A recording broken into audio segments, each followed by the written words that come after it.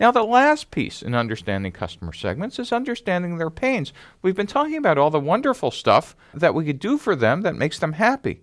But are there things that we could get rid of that actually is kind of like they've been walking around with an arrow through their head and they've just kind of accepted that for a while? But when you come about, you could say, hey, we could solve these problems for you. Well, let's see what kind of problems we could solve. Is there something your customers find too costly? Again, is it about time and cost too much?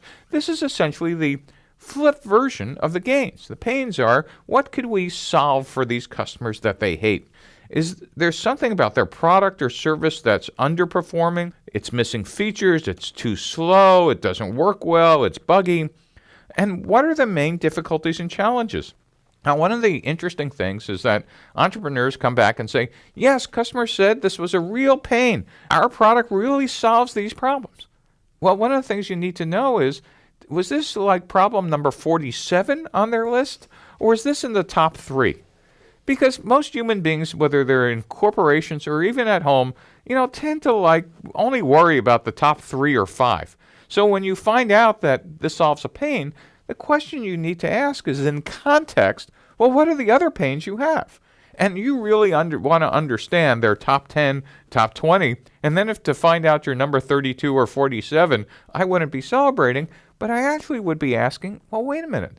Is there any way that our product or service could actually solve anything in the top 5?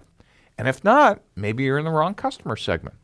And so you want to understand what's keeping your customer awake at night, or maybe conversely, maybe you want to keep them awake at night, but you want to figure out what are their big issues, concerns, and worries. And then finally, the last piece is, what are the barriers to adopt your product? Is it costs too much up front?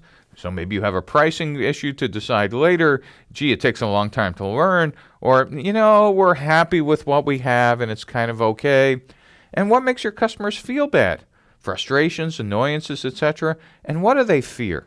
Financial or social risks, what could go wrong, etc. You need to understand all of this.